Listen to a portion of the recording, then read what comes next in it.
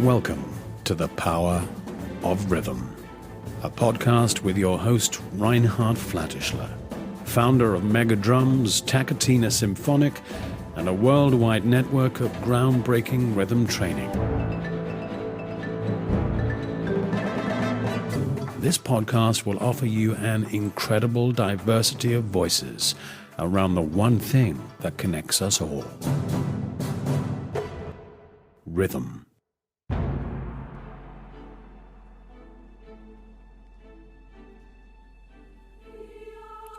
And welcome to episode 13 of my podcast. Today I want to highlight a unique drum company that shows an incredible engagement in bringing rhythm and drums to the average family, to communities and rhythm enthusiasts, while at the same time setting new standards for professional drummers. This company is called Remo and it's located in Valencia, California. Now, you know, I would never do a PR stunt on my podcast. We're not just talking about a company, we're talking about a movement that came out of this Remo spirit. And it includes names such as Mickey Hart, Arthur Hall, Planet Drums, Mega Drums. And it also includes everything around personal growth, well-being, communication, and therapy. So that is what my podcast is all about. With this, I want to introduce two personalities most closely connected to the spirit of Remo. First, Remo Belli, the father figure and founder of the company himself. And I was really lucky enough to have been his friend of this great man. And I remember hours of highly inspirational talks in his vineyard in Paso Robles. Now, my guest today is one of the long-standing members of the Remo family. He designed facilitating drum circles, rhythm experiences for community team building and leadership for over 20 years, and he's also a performing percussionist in jazz, world, and classical music for decades. Welcome, John Fitzgerald. Such a pleasure to be here and to be with you again after so long. Great to be here, and thank you for the opportunity to share about a man and his vision and a company that carries that mission and vision forward so beautifully. Exactly. You have known Remo Belli for such a long time, so I would ask you to take us back to this time and tell us some of these legendary stories around him. He built the biggest drum. He played with with a lot of celebrities in Hollywood. So just take us back there for a moment, please. Oh, well, Remo had such a history, and it's fascinating to me that he had the vision he did coming around rhythm as a tool for well-being for all, since he came from the very defined tradition of drumming out of Europe and through the jazz tradition as a performer. And as you said, he performed as a touring jazz musician for many years. And then in 1950s, late 50s, he began to investigate a new material called mylar by a small company called DuPont. And of course, this is polyester film. It was their patent. And a number of people were trying to understand how to utilize this new material. And for a drumhead, he was the first one to come up with a truly successful version. And within 10 years, he was influencing many types of music with the durability and flexibility of this tool. And to this day, if you listen back to anything, pretty much to this day, I would say the great majority of recordings are on Remo heads of one sort or another. Now, that's a commercial success, but I think the impact goes much further because without a synthetic head, the volumes of rock and roll, funk, and many other types of music would not be sustainable. So the electric guitar was an amazing invention, but without the drum head, they would never have been able to have the kind of sonic impact that has influenced generations globally. So I think his impact is on a cultural level, even with that initial invention. Yeah. In 1950, that's what I found out. He, with the money of his parents, like $2,300, he rented a small space in Santa Monica which was called Drum City. Yeah, it was actually in Hollywood. It was on Santa Monica and Vine in Hollywood. And so Drum City, tell us about Drum City. Well, Drum City, because Remo was so well connected, and I think it's worth saying right now, he was a connector. He was a facilitator of connections. So, he got off the road and started this this drum store in the middle of Hollywood. He was talking to everybody. The union is right down the street. That's the union I belonged to for so many years. So he was talking to all the symphonic players from the LA Phil, the opera, all the jazz players, Louis Belson. Louis Belson was an original investor in Remo Incorporated, along with a number of other people. He knew Buddy Rich personally. So he had all these relationships with the highest level performers in the 50s. And of course, as he moved forward, that became a place where to people to gather. There's some wonderful pictures of just the cats hanging out in Remo's Drum City, looking over a new instrument, looking over the new head, and so forth. Really classic images. That was the beginning of his kind of entrepreneurial, taking himself off the road out of performing into an entrepreneur role. And that was the place where he began to experiment with this synthetic head and share it and get reactions. Yeah. And this was, of course, the one side that he really influenced pop, rock, basically every drum skin on the planet. It's incredible. It really is, absolutely. And I think that's something interesting too, Reinhard, and I know you'll relate to this. The sound of pop music in particular, whether it's rock, jazz, blues, you name it, is defined by the rhythm, by the beat. And he actually, working with all these artists, they had requests. They wanted a different kind of sound that never existed before. So he comes up with a pinstripe head or a black dot. And you can identify the era of a particular style of music by the sound of the drums, by the sound of the instruments generally, but the drums being the heartbeat. It's so core to defining the aesthetic of each of these periods. And that was a consequence of his innovation. And his other thing that I would say is he was an excellent listener and observer. So he was always asking questions and listening.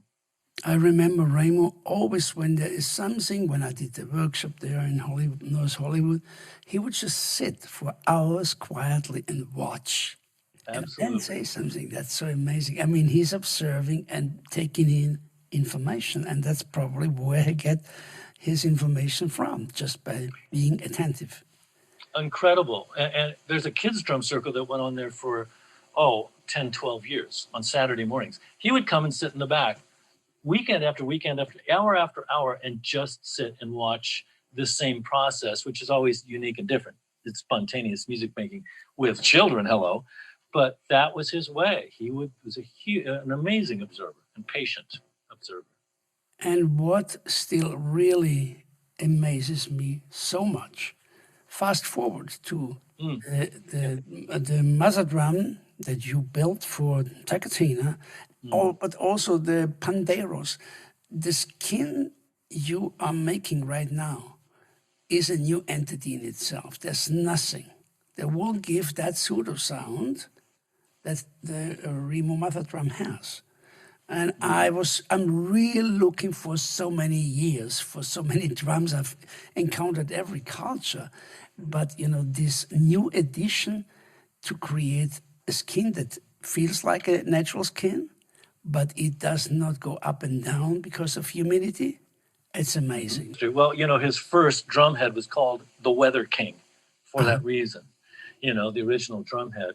And I think that's a testament to the, forgetting the business side of things, the visionary, the innovation. He was constantly creating. So he wasn't satisfied, well, we have a synthetic head and lots of people are buying it. He was always listening and always trying to emulate the gold standard, which are the animal skins we hear on the best djembes and the finest timpani heads. So that being the standard, there's been decades of technical research into different configurations of laminations, of layering, of different materials layered in, of treating and distressing the film itself in order to achieve particular outcomes. So, yeah, quite extraordinary. But not only the skin. What really, really blew my mind is when I discovered how he not uses a wood. And what you're referring to, and it is actually wood, it's recycled wood. It is recycled wood fiber. It's a very heavy wood paper. And what Remo did when he decided he wanted to get into drums, making drums in addition to drum heads. I don't know, do you remember his very first drum sets? Did you ever see those in Europe? They had pre-tuned drum heads that would snap onto a shell. That shell was made of this new material called acousticon. And it was basically a wrapped, layered shell that could be made to any thickness, 3/16 to ½ inch to full inch if you wanted to. And then it was treated so that it was then workable, very similar to wood. It could be punched, it could be drilled, it could be routed. There's the interesting thing about it, it's a very hugely stable material sonically, because there's the chaos of the grain doesn't exist, or it's ameliorated by this layering of many layers of this heavy hardwood recycled paper. And there's a couple of benefits there.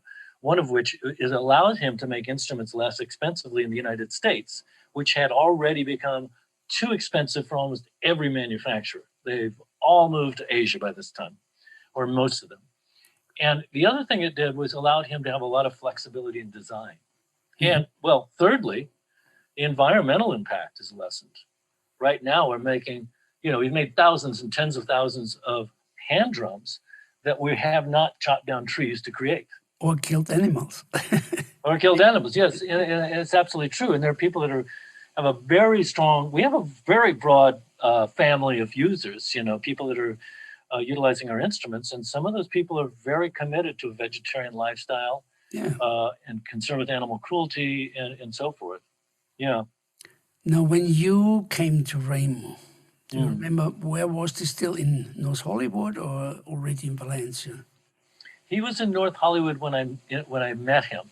And the story goes that a good friend of mine and former teacher, Craig Woodson, is a wonderful educator. I was doing work for the LA Opera Company educational outreach. I was going to schools and creating these instrument building projects.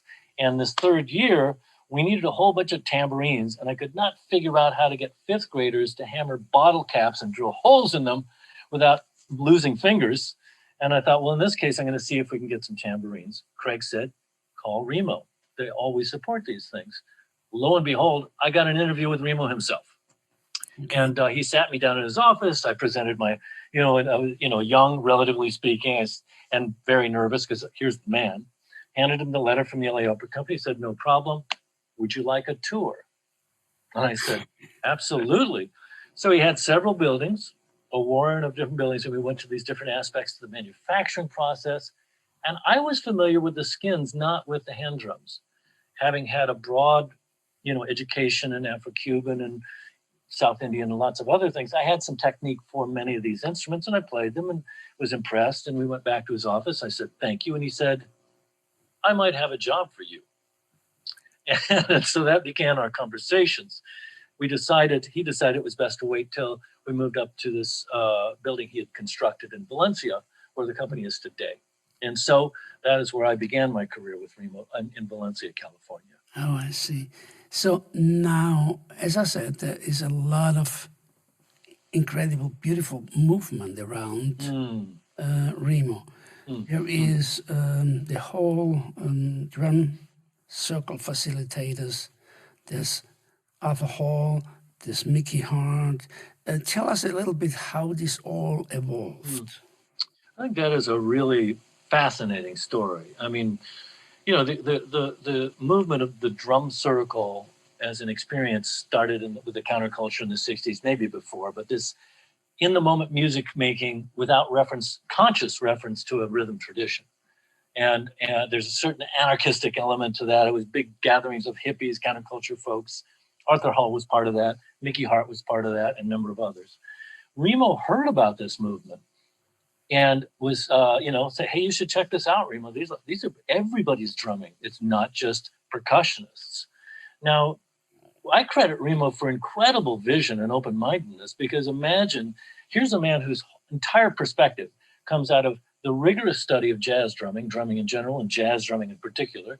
Every one of his relationships are with the highest level percussionists, symphonic, jazz, rock, Latin, you name it. These guys practice their asses off, excuse my French, and they're performers, they rehearse, they're absolutely looking for the percussion perfection. And here he goes to see a drum circle led by Arthur Hall, and he sees 50, 60 people who never practice, who aren't rehearsing. There's no audience and there's no performance. And he could see in that moment that something powerful was taking place for these individuals. And they did not need to have had to go through the rigorous study of percussion to connect with this fundamental force that was creating a sense of connection and community, of joy and of well-being. And I credit that as a genius to be able to step out of one's frame of reference, a lifelong frame of reference, and see this and not dismiss it as noise. Because, you know, it didn't have the precision as we are accustomed to of Megadrum or Planet Drum. It was the chaos of joyous expression. And he heard in that, he certainly heard human potential. And he also saw a great market. Now he could open his doors to everyone, not just those people self-defined as percussionists or drummers. So that began his curiosity. And he began talking to people like Mickey Hart, Arthur Hall. And I just had a wonderful conversation with Ami Belli. And let's mention and honor Ami. Ami is Remo's wife, and she is now the majority owner of the company. It's a privately held company.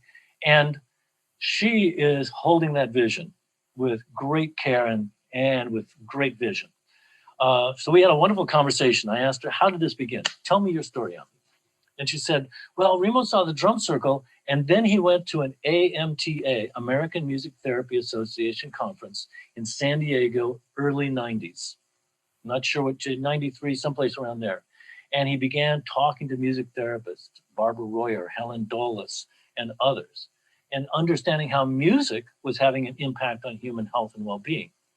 He met people there and began to conceive of the idea of doing research, funding the research himself, in order to ground the value of this experience of rhythm making as a way towards human health and well-being. He saw that the general population and the power structures, whether it's insurance companies, government, you name it, would not accept it until they had science. So he began that process back in 93. And that begat the first study, which was a study on the impact of group drumming on the immune system.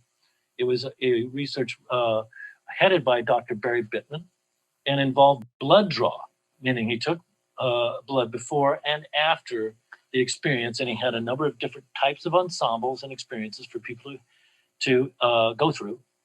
The study was based on a protocol, and that particular protocol yielded the result of an elevated immune system response after this 10-step protocol, which became Health Rhythms, which is now a training that we do, and that therapists, facilitators, counselors, school teachers, and others utilize with populations of all sorts. That was the initial connection, is having the vision, and then applying his strategic mind to saying, in order for this to move forward in our society, we must begin to have research. I will go first, and I will put my money on the line to do so. And as you know, research is not inexpensive. Well, this is something probably amongst many other things that have really connected Remo Belli and myself very deeply, because I've pretty much done the same. I have developed TaKeTiNa, and after some time I said, well, we need to really prove if that increases heart rate variability and if it synchronizes the brain. So we did 10 years of EEG studies and 10 years of heart rate variability. Now we have huge research projects coming up in the University Clinic of Erlangen that's now funded by the University Clinic, but you have to always first step up and do something that the people listen up and say, oh, here's something from some physicians, you know. So at this point, let's bring in Arthur Hall's music in all beautiful respect.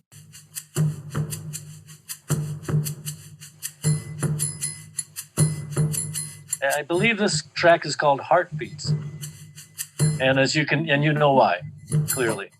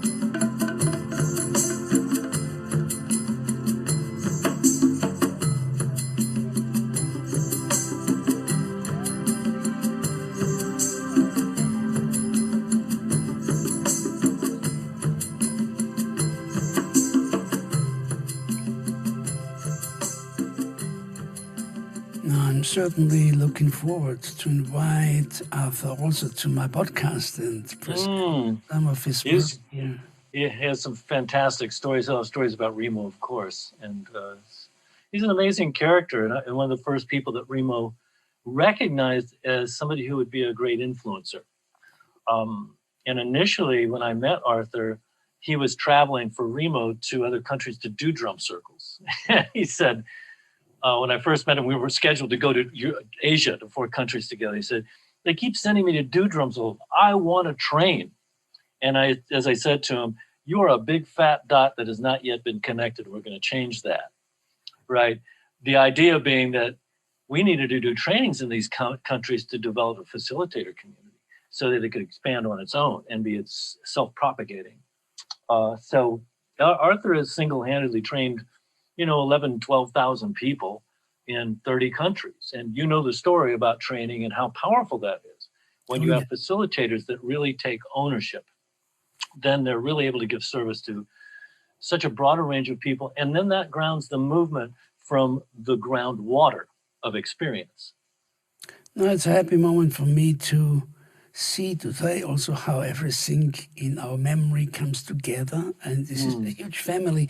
Now tell me a little bit about the other people, the other players. You had Babatunde Olatunji, kind of, inspiring. Yeah, and those, I'm sure many of your listeners know Babatunde Olatunji, and some may not, but a Nigerian Yoruba man who came to the United States to study, and I believe he was studying political science, if I'm not mistaken. He actually became very involved, I found out recently, in the equal rights movement. And his vehicle was the drum. And he began to feel that the important thing was that he tell the story through the drum. And he was one of the first people. Drums of Passion was a very early classic record. I'm sure you know that.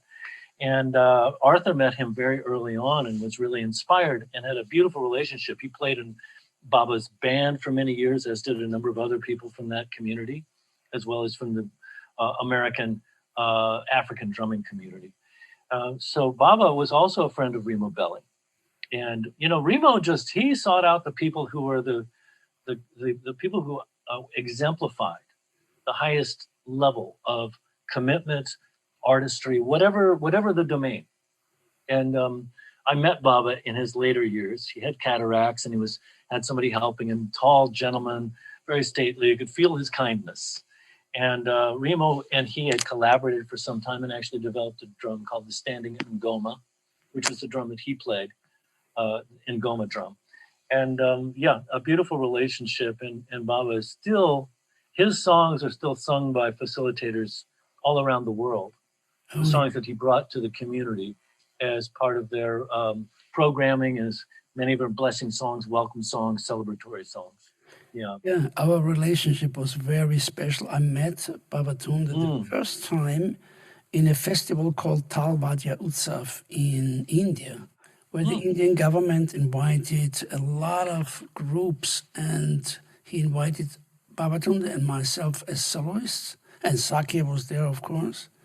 And then we always crossed ways and actually have been in the hospital in Boston before he died. So I saw him really at the very end of his life. And he is really a big influence for me also, with the, sheer incredible power that he just hits the drum one time and everyone was like, oh. So it's not about fancy technique, it's really about authenticity. And that's, what reaches people most, of course.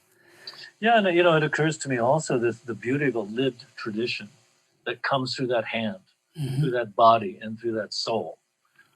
It's not just him playing, it's ancestors and thousands of years of tradition. Very beautiful. Now, how did Mickey Hart come in the Remo family? Or I don't know the exact story of their first initial meeting. I know that it was out of this. First of all, the Grateful Dead was a popular band. That he knew Kreutzmann and Hart, the two drummers, and he knew the band. And of course, there were endorsers. And Mickey, of course, being the wild psychedelic poet that he is, rhythmic poet, He is a huge personality, has had huge influence. So he knew the Dead, and he knew the drummers of the Dead through his drumhead business before the whole movement part. And then as this emerged, of course, he recognized that he was part and parcel of that whole movement, that Mickey was exemplified that freedom of spirit, rhythm as a path and as a deep experience. So over the years, Remo supported a number of events. One of the first largest drum circles with Mickey Hart, I think Arthur Hull was there, and a couple of others. And I believe it was 3,000 people up north somewhere. And we produced a bunch of frame drums so that they could hand out, along with all the drummers who always came to drum circles bringing their own stuff. So that was one of the very first, large spectacular events was involving Mickey. And I don't know whether your listeners know, but he testified in front of the Senate, U.S. Senate. And that was a good, 25 years ago, on the power of music as a healing modality and as a powerful tool for well-being. And he is still recognized as an authority and called upon. So most recently, last year, listeners might be interested in the National Institutes of Health, which would be the premier scientific institution in the United States concerned with human health, had an initiative called Sound Health, $20 million in grants to investigate the impact of sound and music on human well-being, on human health. That is a significant milestone, in my opinion. Well, part of the initiation of that program was a collaboration between the Kennedy Center in New York and the NIH to do a 2-day presentation. They invited Mickey Hart, both to play with Zakir Hussain, but also to speak about the power, his personal experience of the power of rhythm. So Mickey Hart has been a powerful ambassador for what we so care about for more than 2 decades. And fascinating because he comes from such a deep relationship with the counterculture, and the farthest reaches outside dominant culture. Yet he speaks to dominant culture and is listened to. That's pretty fascinating. And actually his book, The Drumming at the Edge of Magic, and I think has opened that curiosity for drums for a lot of people. So let's bring in Mickey Hart for a moment. Yes, listen to by all means. Music.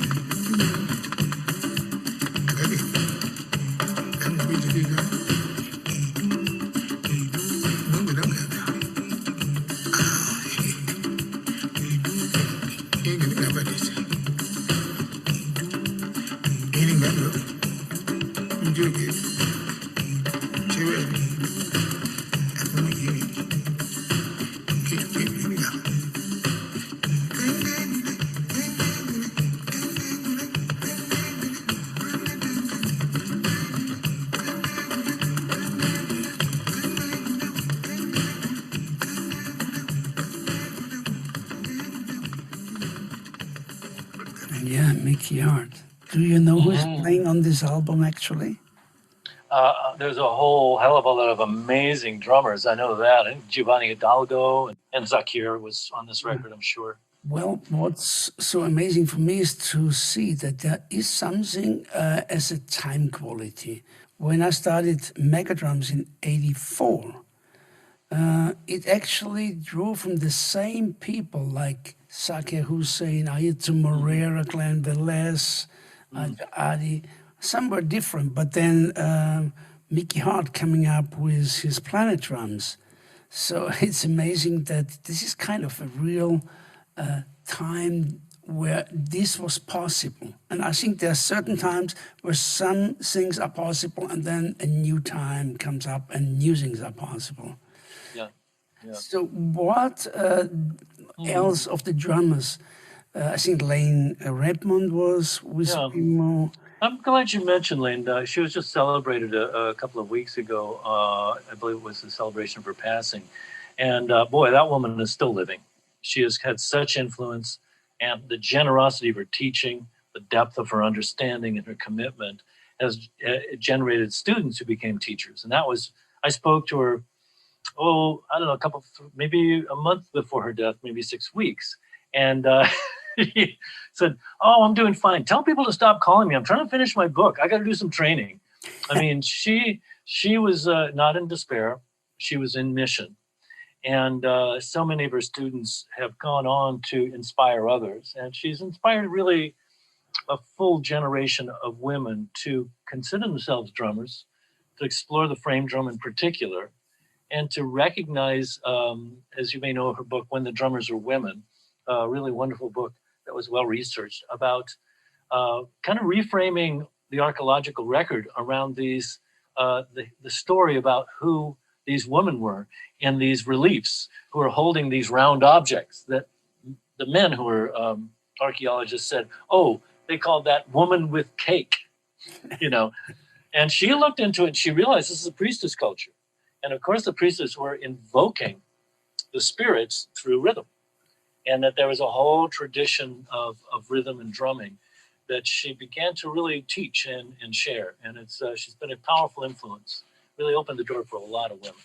Yeah, wonderful. Yeah. And I think also Glen Velez was connected to Remo. Oh, yes, very much so. I worked a lot with Glen very early on when I first got there in research and development. And Glen is such an amazing musician. Yes, he's a percussionist. But beyond that, his level of musicianship is extraordinary. His development of themes and his way of capturing an audience who may not be musicians at all. I mean, I've seen nearly standing ovations after he sat on the stage with a single drum and did a 15-minute drum solo. Glen was a great partner in innovation too, because, as I said, Remo liked the people who had deep expertise and strong opinion. And because of Glen's deep understanding of frame drums, his great deal of teaching that he did, he understood what students need, he understood what professionals needed, and we had some innovative designs that were a consequence of our collaboration with him and others, of course. But Glen was certainly one of the people, especially in the area of frame drums, who was very influential. Yeah, and I played, of course, 2 Mega Drums tours with him, and he is beyond this incredible musician. He also is quite a spiritual being, meditating and really. When he plays, there is a very, very intense focus on when he is on stage. So let's actually hear some of the music that we played back then in Mega Drums with Ayrton, Zakir, Glen Velez, Ballerina Rancho.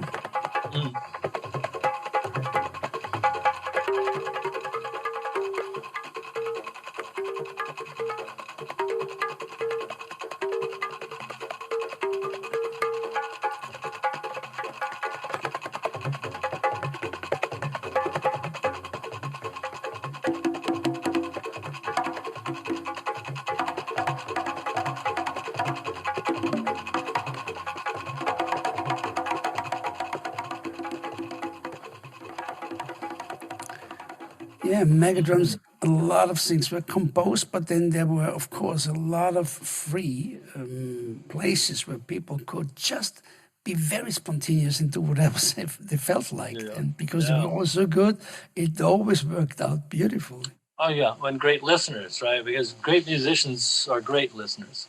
And as you said, that kind of focus and presence that Glen had and all of you did or do. Now let's go to this place where I want to bring in Chalo, Eduardo, who crafted together with you and me also the mother drum, the sort of for TaKeTiNa. And I was so blown away how he take every little thing to make that drum the quality it is. That was really amazing. It has actually had a deep influence on all our TaKeTiNa teachers, and I would say a big part of them is now playing the mother drum because it's such a beautiful bass sound that's just maintaining for a long time. If you play a bass drum especially, and it's too intense, it goes on your nerve if it just goes on and goes on. But this is such a powerful and sweet drum at the same time. And it's also made from acousticon. Yeah. And remember, I was like, oh no, we have to put something around it. I said, no, acousticon is a beautiful thing in itself. Let's have that raw, really raw. Yeah. Yeah, that was a lovely collaboration. And Chalo had been, well, he's left the company recently, but he had been the product manager. I was there maybe 6 months before he came in. That was 23 years ago for me.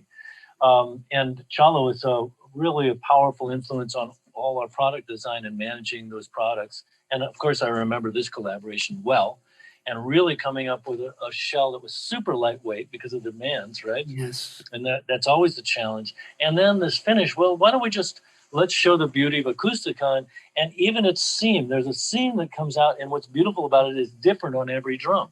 Exactly. And so that's also where we put this interesting insignia. So it came, for me, that actually was that, I'm not sure what the name is. There's a Japanese pottery. Is it raku? And then, of course, the choice of heads, is extremely important. And it's also, I would say, Reinhard, you're a great collaborator because of your clarity. And we've certainly worked with people who go, oh, yeah, that's good. I mean, I think that's good. It's like, okay, there's no rudder on the boat. Yeah. So having, your clear vision and articulate conversations with Chalo in particular helped move that instrument that instrument forward. So it was an important collaboration. No, let me ask you one important question.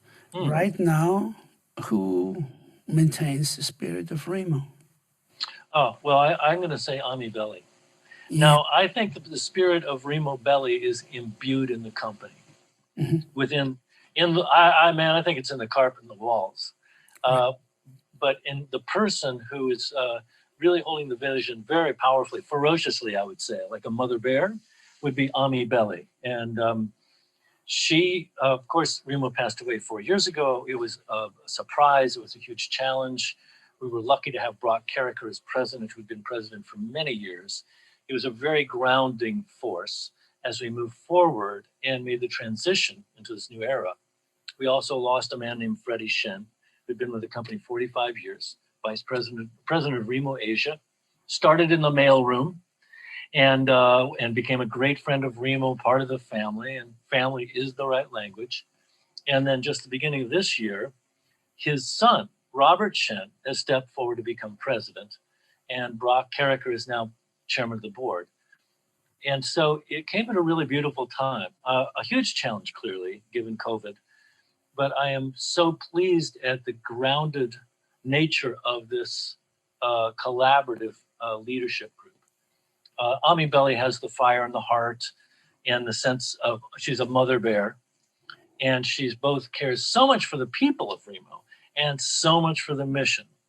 And Robert Chen is another person of great listener. There's some similarities with Remo here. A great listener and a calm but decisive force, who's really created a great sense of collaborative unity as we've reopened. Just so your listeners know, and March 20th closed. Everybody on furlough, meaning we were laid off, shuttered the doors for about 2 months. And little by little, they reopened.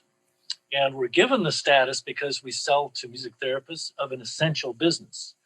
So that we're allowed to stay open even at times when other businesses might have to close. So now, at this point, and it was soon thereafter that I was rehired, because I was laid off as well.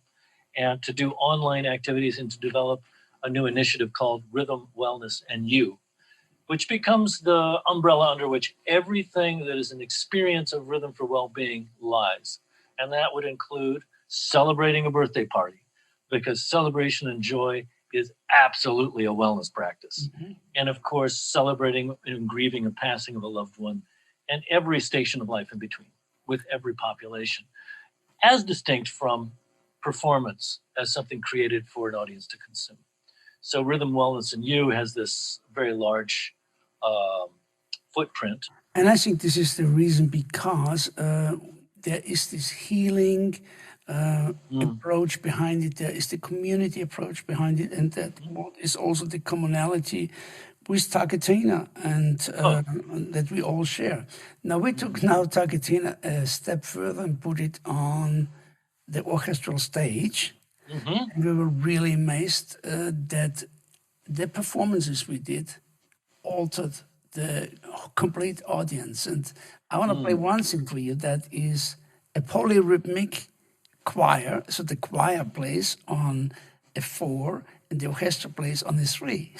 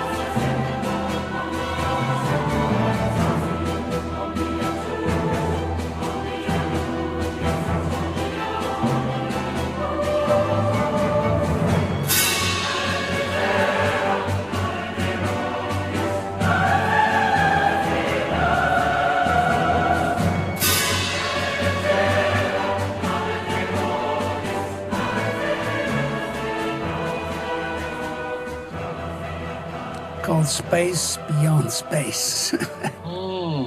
Space is the place. Yeah, it is. Yeah, there's this fantastic thing that happens to our neurology when we're introduced to two different perspectives that have equal impacts, the 3 and the 4. And so I really think I'm gonna build more on mega drums and on TaKeTiNa Symphonic, and I hope to include again some of these wonderful drummers that we talked about today, that are centered around and gravitating around the Remo idea, So yeah, I thank you it's a so powerful much time for this wonderful talk, bringing these memories of the great Remo Belli. Yeah, that we I all so enjoy. appreciate the opportunity. Yeah, And if I could just say, I do Yes. want to say, and again, an appreciation that goes beyond business. Remo was a family man.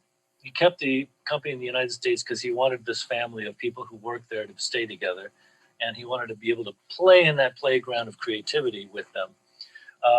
It's really notable that we had one person retire at 50 years with the company, and on the manufacturing floor, putting together drums, doing the daily hard work, and packing drums.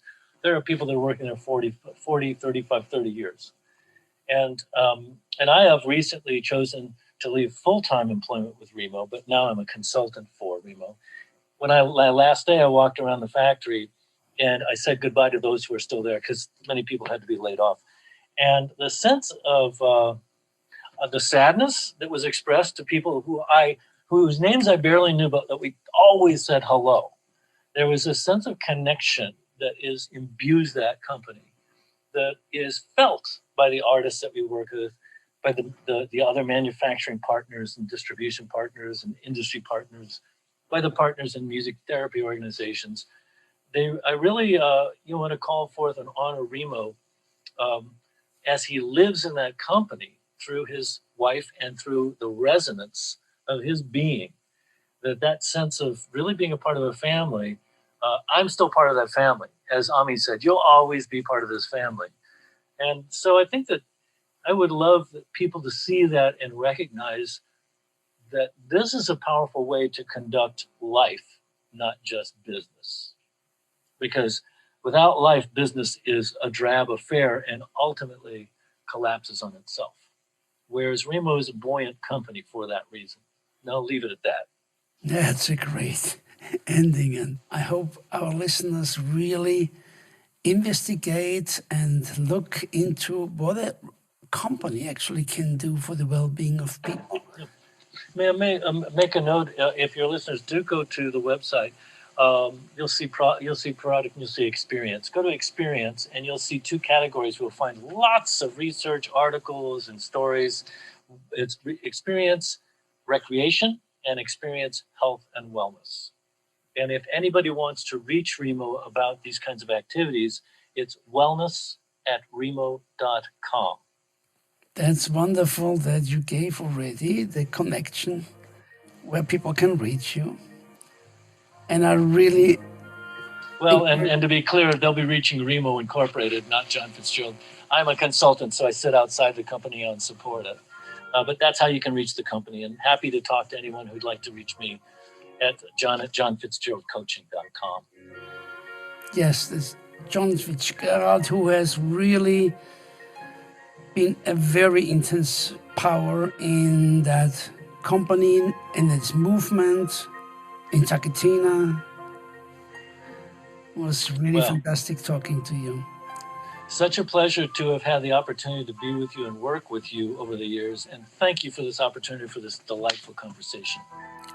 The pleasure's all mine. And so this was the episode, amazing episode around Remo.